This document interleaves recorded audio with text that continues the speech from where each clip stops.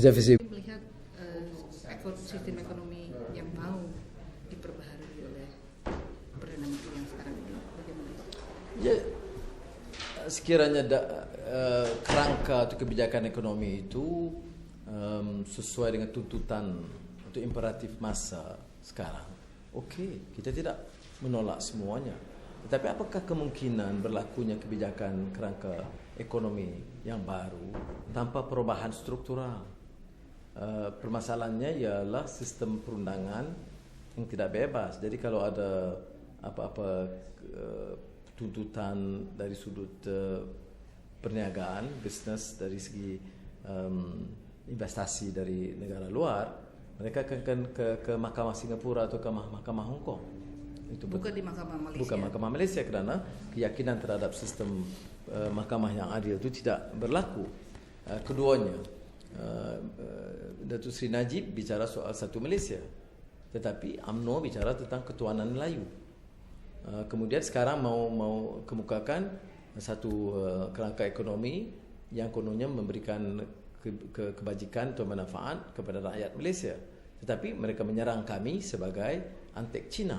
Jadi tidak konsisten sama sekali. Jadi saya tidak fikir satu kebijakan ekonomi itu mungkin berlaku tanpa perubahan struktural, kerana permasalahan di Malaysia itu permasalahan korupsi, permasalahan kelulusan kontrak dan kepentingan pembelian senjata yang tidak melalui tender. Jadi itu diberikan melalui keluarga di kepentingan kroni-kroni seperti mana sistem Indonesia dahulu. Dan ini yang diserang, dan dari sudut ini hampir tidak ada perubahan sama sekali.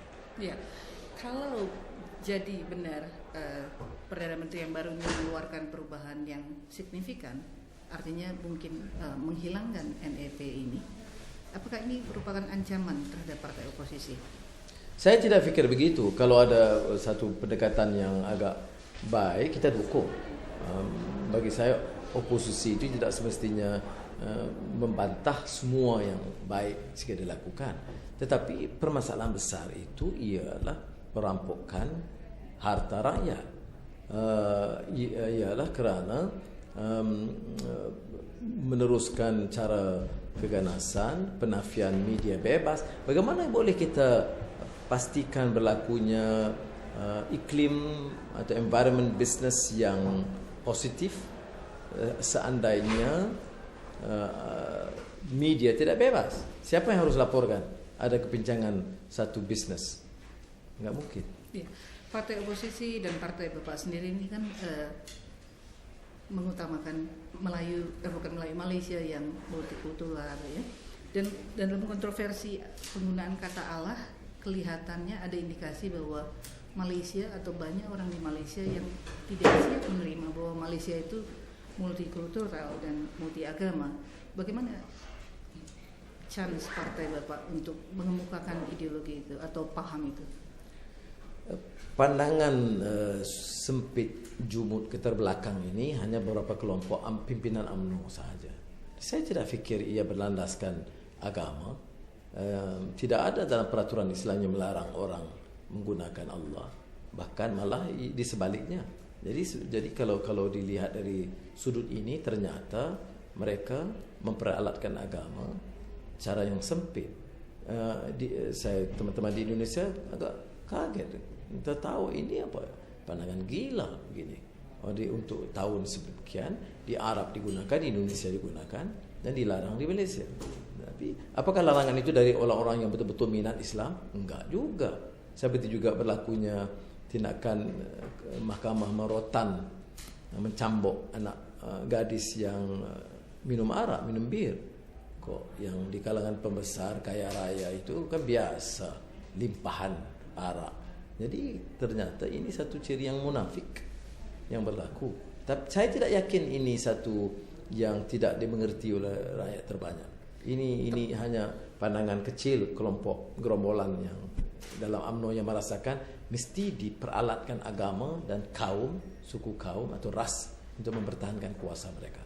Tapi kartu agama ini kan bisa dimainkan oleh lawan politik Anda, dan bisa jadi ini senjata yang ampuh juga. Bagaimana strategi partai oposisi melihat ini? Saya yakin dengan hikmah dan kebijaksanaan rakyat.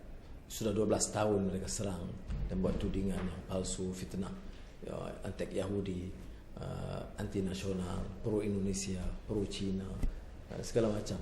Tapi ya saya keras untuk mempertahankan, dan kita turun langsung kepada rakyat walaupun perit sukar laluannya, kerana media itu dikontrol semua oleh UMNO. Nggak ada media bebas di Malaysia.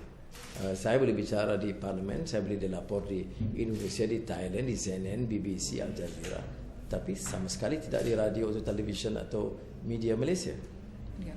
Satu terakhir ini Pak, Bapak kan sudah di dalam kasus hukum, sedang diadili, kemudian di politik juga dicoba diserang. Apa yang membuat Bapak masih terus ingin melanjutkan? Ya, kita yakin dengan apa yang kita lakukan, dan Azizah dan anak-anak faham dan kuat, kental bersama saya, dan ya, saya dapat alhamdulillah dukungan rakyat yang baik dari golongan Islam, ulama, dan juga rakan-rakan dari yang non-Muslim. Okey?